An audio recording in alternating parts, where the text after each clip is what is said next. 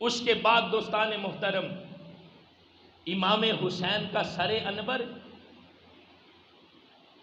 کوفہ کے اندر ابن زیاد کے دربار میں جب لایا جاتا ہے، سونے کے تھال میں رکھ کر امام حسین کا سر انور ابن زیاد کے دربار میں جب لایا جاتا ہے تو ابن زیاد اس وقت امام حسین کے جو ہونٹ تھے، ہونٹ، ان پر چھڑی رکھتا ہے،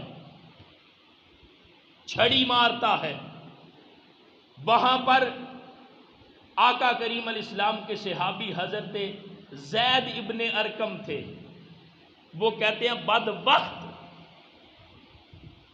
امام حسین کے ہونٹوں پر چھڑی کیوں مارتا ہے؟ وہ ابن زیاد کہتا ہے اگر تم صحابی رسول نہ ہوتے اور بوڑھے نہ ہوتے تو میں تمہیں قتل کر دیتا۔ حضرت زید ابن ارقم بڑا خوبصورت اس کو جواب دیتے ہیں۔ آپ فرماتے ہیں بدبخت، صحابی رسول کا ادب کرتا ہے اور نواسہ مصطفیٰ امام حسین کا ادب کیوں نہیں کرتا؟ اگر ادھر میں صحابی رسول ہوں تو جس امام کے ہونٹوں پر تو چھڑی مار رہا ہے، تجھے پتا ہے وہ کون ہے؟ وہ نواسہ رسول ہے۔